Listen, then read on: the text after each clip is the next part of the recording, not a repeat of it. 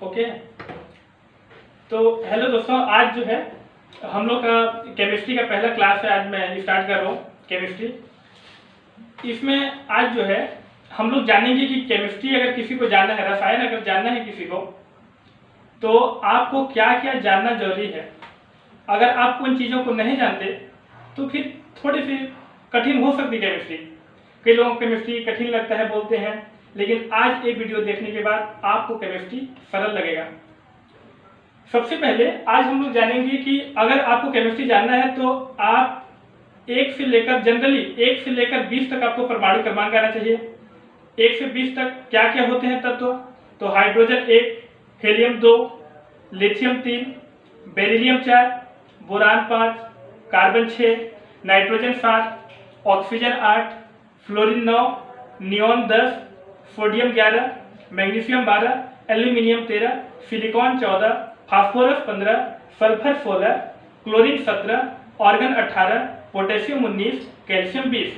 आपको कम से कम इतने तक परमाणु क्रमांक आप मेरे वॉइस को सुनकर लिख सकते हैं और उसके सिंबल कैसे होते हैं उन सभी को मैं बताऊंगा।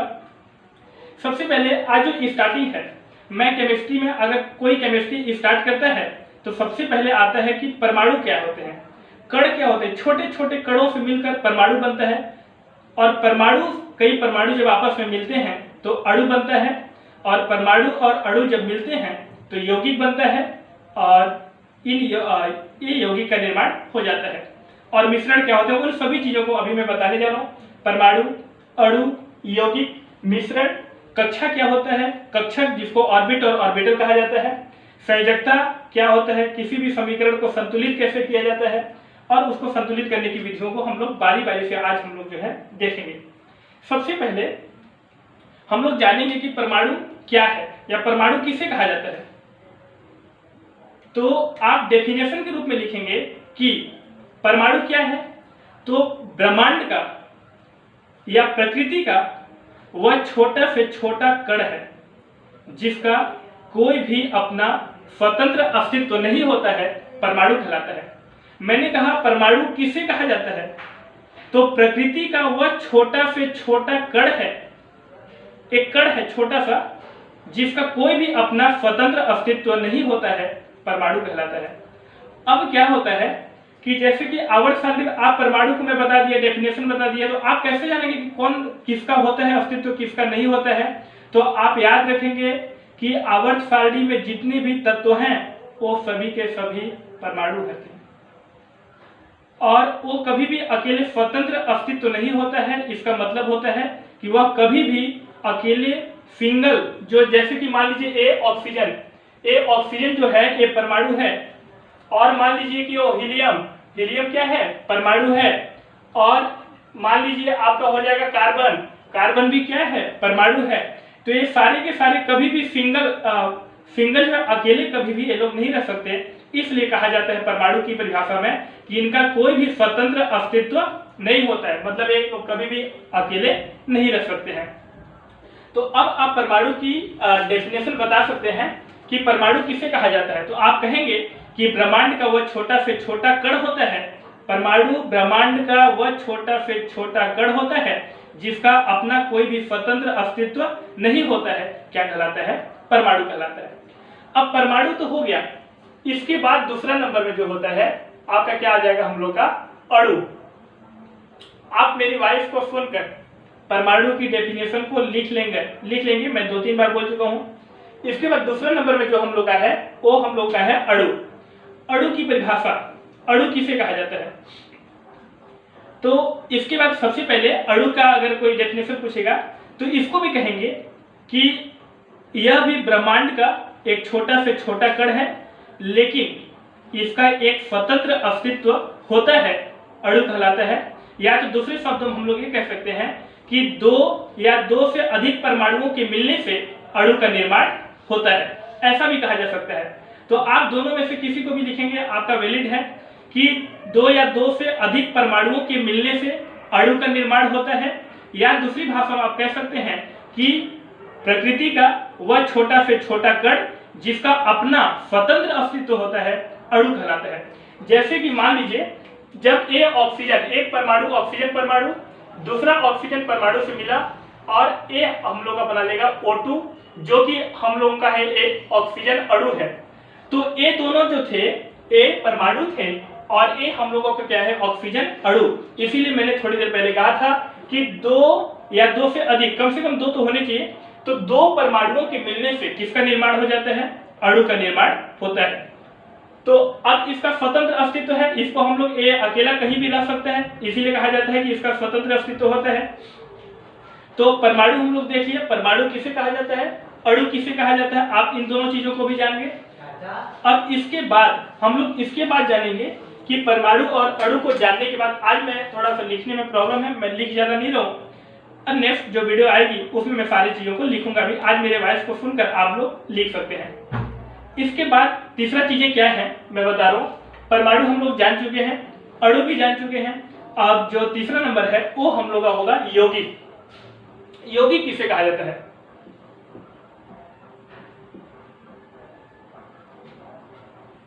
यौगिक देखेंगे आप तो यौगिक आप कैसे डेफिनेशन बोलेंगे, तो लिखेंगे सिंपल अगर आप कहें तो परमाणु और अणुओं के मिलने से यौगिक का निर्माण होता है और इनका एक निश्चित अनुपात होता है। कहने का मतलब कि कुछ भी नहीं बनेगा, जो यौगिक बनेंगे परमाणुओं और अणुओं का एक निश्चित अनुपात होगा जिससे यौगिक का निर्माण होगा। कहने का मतलब ये है कि अगर हम लोगों को जल का निर्माण करना है तो हाइड्रोजन का एक अणु और ऑक्सीजन का एक परमाणु मिलेगा तभी हम लोग यौगिक का निर्माण होगा। इसका मतलब ये नहीं कि अरे हम लोग ये जल ही तो बनाना है, थोड़ा ज्यादा बना देते हैं, ऑक्सीजन को थोड़ा ज्यादा डाल दूं तो क्या दिक्कत है, कोई दिक्कत तो होगा नहीं। तो आप यदि ऑक्सीजन को ज्यादा डाल देंगे तो ये फिर पानी नहीं बनेगा, ये आपका बन जाएगा फिर आपका H2O2 बन जाएगा, हाइड्रोजन पेरोक्साइड बन जाएगा। इसीलिए यौगिक ऐसा नहीं होता कि आप थोड़े से कम कर देंगे या थोड़े से ज्यादा कर देंगे तो आपका यौगिक में कोई परिवर्तन नहीं आएगा, ऐसा नहीं होता। यौगिकों का एक निश्चित अनुपात होता है। अगर आपको जल बनाना है तो हाइड्रोजन का एक अणु और ऑक्सीजन का एक परमाणु जब मिलेगा तभी आपका जल का निर्माण होता है। आप याद रखेंगे हमेशा, क्योंकि जब आप मिश्रण और यौगिक में जब अंतर पढ़ाऊंगा तो इन दोनों में यही अंतर होता है कि इन दोनों का एक निश्चित अनुपात होता है, जबकि मिश्रण में होता है उनका कोई भी एक निश्चित अनुपात नहीं होता है। तो हम लोग सिंपल देख लिए, परमाणु देख लिए, दूसरे नंबर में अणु देख लिए और थर्ड नंबर जो था वो हम लोग देख लिए यौगिक देख लिए कि यौगिक किसे कहा जाता है। तो आप बोलेंगे कि परमाणु और अणुओं के मिलने से यौगिक का निर्माण होता है, ठीक है। या तो दो या दो से अधिक तत्वों का मिलना एक निश्चित अनुपात में, दो या दो से अधिक तत्वों का एक निश्चित अनुपात में मिलना ही क्या कहलाता है, यौगिक कहलाता है। तो ये हम लोग अब जानेंगे यौगिक भी। मैं बहुत ही कम लिख रहा हूँ, आज सिर्फ मेरे वॉइस को सुनेंगे और जो जो लिखना चाहेंगे वो लोग लिख सकते हैं। याद रखने की कोशिश करेंगे ज़्यादा से ज़्यादा, वही आपके लिए इम्पोर्टेंट है। और लिख कर और उसको बार बार पढ़ेंगे भी और मेरे वीडियो को देखेंगे भी। इसके बाद हम लोग देखिए कि परमाणु क्या है, अणु क्या है, यौगिक क्या है। मिश्रण में मैं बोला कि इसमें थोड़ा सा डिफरेंट होता है कि यौगिक में एक निश्चित अनुपात होता है जबकि मिश्रण में इन तत्वों का कोई भी निश्चित अनुपात नहीं होता है। जैसे कि मैं एक मिश्रण का एग्जांपल अगर मैं बताना चाहूं तो मान लीजिए कि आप पानी में थोड़े से शक्कर मिला रहे हैं, चीनी मिला रहे हैं थोड़ा, और आपने उसे घोल दिया अच्छे से, वो मिश्रण है, यौगिक नहीं है वो। आप शरबत बना लिए बढ़िया से, आपको लगा नहीं यार थोड़ा सा मीठा कम है, थोड़ा सा चीनी और डाल देते हैं, तो क्या दिक्कत है, कोई दिक्कत हुआ क्या, नहीं हुआ। तो उसमें वो जो बना आप थोड़े से कम कर दिए, आप थोड़े से ज्यादा कर दिए, कोई प्रॉब्लम नहीं हो रहा है, मतलब वो जो बन रहा है आपका वो आपका मिश्रण है, ठीक है। तो आपका मिश्रण में कोई भी निश्चित अनुपात नहीं होता। जैसे कि आप मिश्र धातुओं को जब पढ़ाया जाता है, आप मिश्र धातुओं को भी पढ़ाऊंगा, तो मिश्र धातुओं वो मिश्र धातु होते हैं, मतलब उनका भी कोई भी निश्चित अनुपात नहीं होता, वो किसी में भी थोड़ा बहुत कम या थोड़ा बहुत ज्यादा किया जा सकता है। तो सारी चीजें क्या होता है, जब दो या दो से अधिक तत्वों का मिश्रण किसी भी अनुपात में मिलाया जाता है तो उनको क्या कहा जाता है, मिश्रण कहा जाता है। और एक निश्चित अनुपात में मिलाने को क्या कहा जाता है, यौगिक कहा जाता है। तो इतने सारी चीजों को तो हम लोग जान गए। आज हम लोग देख लिए कि परमाणु क्या है, अणु क्या है, यौगिक क्या है, मिश्रण क्या है। ये चारों चीजें आपको अच्छे से याद होना चाहिए। मिश्रण और यौगिक में अंतर भी पता होना चाहिए। अब जो दूसरा टॉपिक है, आज मैं केमिस्ट्री के सिंपल चीजों को बता रहा हूँ। इसके बाद नेक्स्ट जो क्लास होगी उसमें और सारी चीजों को बताऊंगा। तो लेकिन ये आपको जानने के लिए बहुत इंपॉर्टेंट है। आप मिश्रण जानेंगे, यौगिक जानेंगे। अब कक्षा क्या होता है, कक्षक, जिसको इंग्लिश में ऑर्बिट और ऑर्बिटल कहा जाता है, इनको हम लोग देखेंगे। जैसे कि मान लीजिए कि आपका ए जो है, आपका ए परमाणु है, ये पूरा परमाणु है आपका। तो आपका ये परमाणु है, तो कक्षा किसे कहा जाता है, ऑर्बिट किसे कहा जाता है। तो इस परमाणु के चारों ओर का, इस किसी भी परमाणु के चारों ओर का एक ऐसा स्थान जहां पर इलेक्ट्रॉन के पाए जाने की जो प्रोबेबिलिटी होती है, जो संभावना होती है, वो सबसे अधिक होती है, वो क्या कहलाता है, कक्षा कहलाता है। ठीक है, एक मिनट, सॉरी मैंने गलत बोल दिया। इसमें क्या होगा, कक्षा में क्या होगा कि किसी भी परमाणु के चारों ओर जिस पर इलेक्ट्रॉन घूमते हैं, जिस पर इलेक्ट्रॉन क्या करते हैं, घूमते हैं। आप जानते हैं कि परमाणु के बाहर में ऋण आवेशित जो इलेक्ट्रॉन होता है वो चक्कर लगाता रहता है, अर्थात घूमते रहता है। तो याद रखेंगे आप कि जिस पर इलेक्ट्रॉन घूमते हैं उसे कक्षा कहा जाता है। क्या कहा जाता है, उसे कक्षा कहा जाता है, सॉरी। तो जिस पर इलेक्ट्रॉन घूमते हैं उसे क्या कहा जाता है, कक्षा कहा जाता है। और उसी परमाणु के चारों ओर का वह ऐसा स्थान या वह स्थान जहां पर इलेक्ट्रॉन के पाए जाने की संभावना अधिकतम होती है, उसे कक्षक कहा जाता है, अर्थात ऑर्बिटल कहा जाता है। आप मान लीजिए, आप हो सकता है संभावना यहां पर हो सकता है संभावना यहां पर हो सकता है संभावना यहां पर हो। जहां पर संभावना बन जाए उसे क्या कहा जाता है, कक्षक कहा जाता है।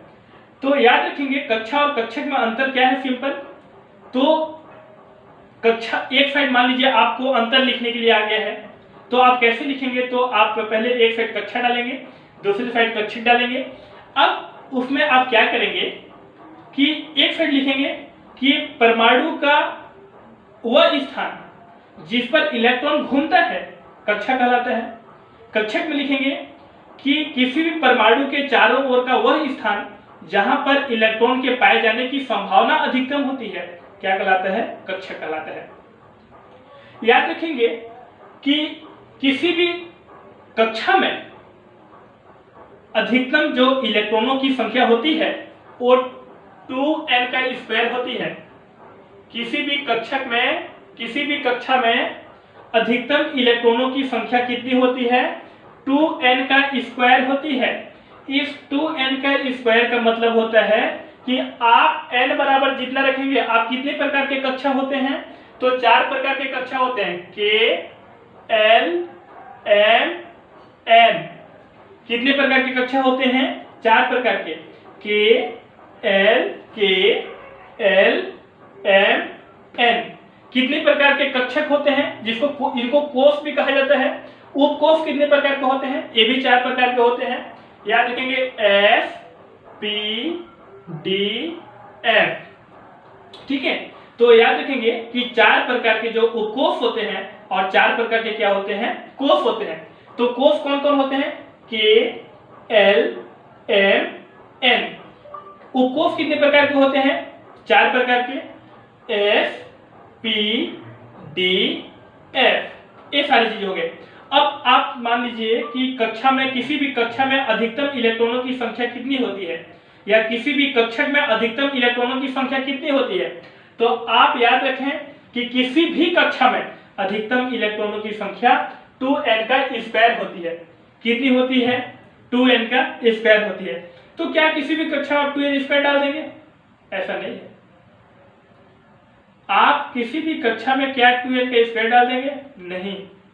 आप यहाँ पर क्या करेंगे, ये 4 प्रकार की कक्षा हैं। जैसे कि मान लीजिए आपका एक ए है, ठीक है, ये 2 है, 3 है, आपका मान लीजिए बढ़ता जा रहा है, 4 है। ये 4 प्रकार की कक्षा है। इस 4 प्रकार की कक्षा में, एक मिनट में रुकिए,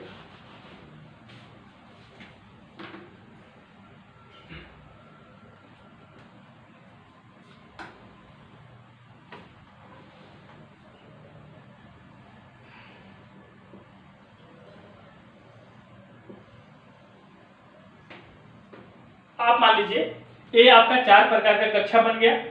ए मान लीजिए आपका के कक्षा है, ए एल है, ए एम है और ए आपका क्या है, एन है।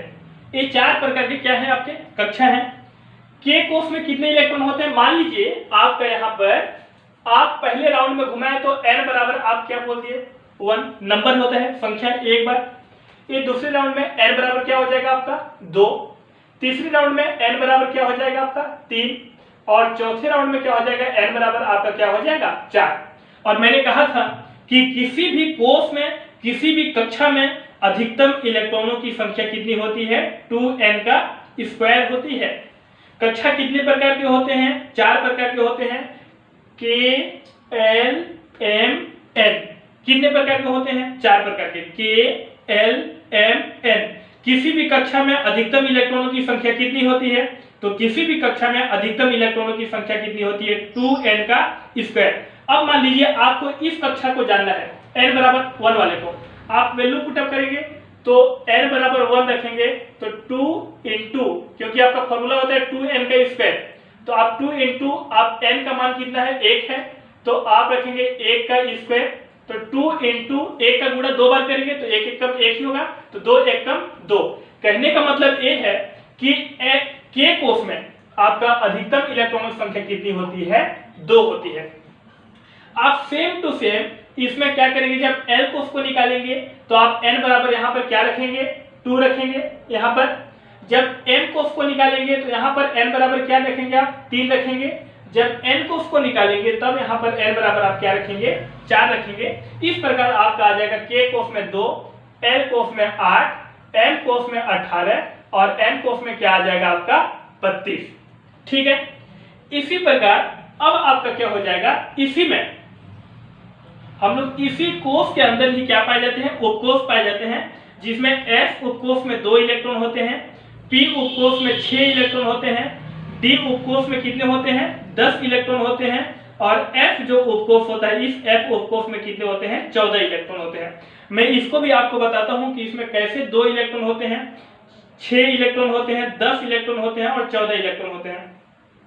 सबसे पहले आप जाने कि उपकोष कितने प्रकार के होते हैं, तो आप याद रखिए उपकोष जो होते हैं वो आपके 4 प्रकार के होते हैं। पहला s उपकोष, p उपकोष, d उपकोष और कौन होता है f उपकोष होता है। अब देखो s p d f, यहाँ पर मैं लिख दे रहा हूं s p d और f, 4 प्रकार के ये उपकोष होते हैं। इस उपकोष में नंबर ऑफ इलेक्ट्रॉन्स मतलब इलेक्ट्रॉनों की संख्या कितनी होगी, तो इसको जानने के लिए जिस प्रकार कोषों में इलेक्ट्रॉनों की संख्या को जानने के लिए 2n स्क्वायर फॉर्मूले का प्रयोग किया जाता है, उसी प्रकार उपकोषों में इलेक्ट्रॉनों की संख्या को जानने के लिए एक फॉर्मूला होता है, ब्रैकेट में 2n + 1। ये जो फॉर्मूला है 2n + 1 आप सुनकर भी लिख सकते हैं। अगर किसी को अच्छे से दिखाई न दे तो मेरी वॉइस तो जारी है, आप अच्छे से सुनकर लिख सकते हैं। किसी भी उपकोष में इलेक्ट्रॉनों की संख्या को जानने के लिए 2 ब्रैकेट में 2l + 1 फॉर्मूले का प्रयोग किया जाता है। जैसे कि मान लीजिए जब मैं यहाँ पर बता रहा हूँ कि जब n बराबर 1 होगा तो l बराबर क्या आ जाएगा आपका 0। जब n बराबर 2 होगा तो l बराबर आपका हो जाएगा 0 से 1। जब आपका जैसा भी होगा आप ऐसे बढ़ाते जाएंगे 0 से लेकर, क्योंकि फॉर्मूला होता है कि L बराबर होता है 0 से आपका n - 1। ये आपका L निकालने का फॉर्मूला है। और L क्या है, तो आप क्वांटम संख्या जब पढ़ाऊंगा तो उसमें आपको पता चलेगा कि जो L है, L द्विघाषी क्वांटम संख्या है और उसी जो n होता है उसमें मुख्य क्वांटम संख्या होता है। क्वांटम संख्या अगर आप पढ़ेंगे तो आप याद रखिए L बराबर क्या होता है 0 से n - 1। तो आप कहने का मतलब यदि n बराबर 1 है तो L बराबर आपका क्या आ जाएगा 0 आ जाएगा। अब अगर आप पुटअप करेंगे इस फॉर्मूले में तो हम लोग का क्या हो जाएगा 2 और ब्रैकेट में 2 × 0 + 1। अब हम लोग क्या आ जाएगा 2 × 0 कितना आ जाएगा 0 प्लस a कितना आ जाएगा 1, तो 2 और 0 + 1 1 आ जाएगा और 2 कितना हो गया हम लोग का 2 हो गया। कहने का मतलब ये है कि अगर n बराबर 1 रखेंगे तो n बराबर 1 रखे तो l बराबर हम लोगों का कितना हो गया, 0 हो गया। n बराबर 1 रखे तो l बराबर हम लोगों का क्या हो गया, 0 हो गया। और जब मैं इस l की वैल्यू को मैं यहां पर फॉर्मूले में रखा तो कितने इलेक्ट्रॉन आ रहे हैं, 2 इलेक्ट्रॉन। कहने का मतलब जो हम लोग का 4 प्रकार का उपकोष होता है s p d f, तो कहने का मतलब यह है कि s उपकोष में कितने इलेक्ट्रॉन होते हैं, 2 इलेक्ट्रॉन होते हैं। s उपकोष में कितने इलेक्ट्रॉन होते हैं, 2 इलेक्ट्रॉन होते हैं। चलिए मैं मान लीजिए यहाँ पर रख दिया s उपकोष, क्योंकि इसमें भी 2 इलेक्ट्रॉन है तो इसमें कौन सा उपकोष आएगा, s उपकोष आएगा। अब इसके बाद क्या हो जाएगा, मान लीजिए कि n बराबर, अब हम लोग ये राउंड तो n हो गया। अब दूसरा राउंड जो होगा वो n बराबर 2। अब n बराबर 2 रखेंगे आप, तो आप यहाँ पर जब 2 रखेंगे तो ये फॉर्मूले में रखिए आप। अब यहाँ पर देखिए क्या हो जाएगा, तो 2 बाहर में है, 2 into, जब n बराबर 2 है तो l बराबर क्या होता है, बड़े वाले संख्या को देखना है, तो l बराबर क्या हो जाएगा आपका, 1 हो जाएगा। तो आप यहाँ रख देंगे 1 प्लस कितना होता है 1, तो 2 1 जा 2 प्लस कितना हो जाएगा 1, तो 2 प्लस 1 कितना हो जाएगा 3, और 3 2 जा कितना हो जाएगा 6। तो अब जो हम लोग का दूसरा उपकोष होता है वो हम लोग का p उपकोष होता है, और इसमें p उपकोष में कितने इलेक्ट्रॉन हो जाएंगे, 6 इलेक्ट्रॉन हो जाएंगे। अब p उपकोष में कितने इलेक्ट्रॉन हो जाएंगे, 6। अब यहाँ पर टोटल इलेक्ट्रॉन कितने हैं, 8। तो आपके s के 2 इलेक्ट्रॉन और p के कितने इलेक्ट्रॉन, 6। तो 6 और 2 कितने हो गए, 8 इलेक्ट्रॉन। कहने का मतलब l कोष में कौन कौन से उपकोष पाए जाते हैं, s और p उपकोष पाए जाते हैं। और k कोष में कौन सा उपकोष पाया जाता है, तो k कोष में केवल और केवल एक ही उपकोष पाया जाता है, वो कौन सा होता है, s होता है। तो आपका k कोष में s उपकोष पाया जाता है, l कोष में l जो कोष होता है उसमें कौन कौन से उपकोष पाए जाते हैं, तो उसमें s उपकोष पाए जाते हैं और p उपकोष पाए जाते हैं। उसी प्रकार जो m कोष होता है इसमें कौन कौन पाए जाएंगे, तो इसमें भी आप सेम टू सेम वैसे ही बढ़ाएंगे, तो s2 p6 d कितने हो जाएंगे, आप देखेंगे उसमें रख कर तो कितना आ जाएगा आपका 10, तो 10 और 6 16, और 16 और 2 कितना हो जाएगा 18। तो आपका m कोष में कौन कौन से, m कोष में आप जानते हैं m कोष में कितने इलेक्ट्रॉन होते हैं, तो m कोष में 18 इलेक्ट्रॉन होते हैं। और कौन कौन से उपकोष पाए जाएंगे m कोष के अंदर, तो s p d। और जो इसी प्रकार जो n कोष है उसमें कौन कौन आएंगे, तो s p d और f भी आएगा। इसमें देखो अगर वैल्यू पुटअप कर दे तो s में 2, p में 6, d में 10, f में कितना हो जाएगा 14। तो 14 और 10 24, 24 और 6 30, और 2 कितना हो जाएगा 32 हो जाएगा। तो उसमें क्या हो जाएगा, इसमें दिखाई अगर नहीं दे रहा होगा तो आप मेरी वॉइस को सुनेंगे, बार बार मैं बोल रहा हूँ कि इस बार अच्छे से नहीं आ रहा, नेक्स्ट वीडियो जो आएगी उसमें अच्छे से आपको दिखाई देगा, लेकिन आप मेरी आवाज को तो सुन सकते हो ना। तो उसमें क्या हो जाएगा, s का 2, p में कितने हो जाएंगे 6, d में 10 हो जाएगा, f में 14, तो 14 और 10 24, और 6 30, और 2 कितने हो जाएंगे 32। कहने का मतलब है कि n कोष में कौन कौन से उपकोष पाए जाते हैं, s p d और f। ठीक है, इतना आप अच्छे से तैयार करके रखेंगे। जब मैं नेक्स्ट वीडियो में आऊंगा तो उसको अच्छे से जितने भी जो गड़बड़ है उसको मैं क्लियर कर दूंगा, और इतना तक को आप अच्छे से पढ़ कर रखेंगे। नेक्स्ट जो वीडियो आएगी इसके आगे की आएगी, आप टेंशन नहीं लेंगे, पूरे केमिस्ट्री को अच्छे से करा दूंगा आपको, बहुत बेहतर। चाहे आप किसी की भी तैयारी कर रहे हो, सभी के लिए केमिस्ट्री कॉमन होता है, कोई अलग अलग केमिस्ट्री सभी के लिए बना नहीं है। तो एक ही केमिस्ट्री होता है, एग्जाम अलग अलग हो सकते हैं लेकिन केमिस्ट्री तो केवल एक ही होता है। इसको हम लोग अच्छे से जानेंगे। यदि मेरी वीडियो अच्छी लगी तो आप इसे लाइक भी करेंगे, अपने दोस्तों को शेयर भी करें और सब्सक्राइब भी करें। धन्यवाद।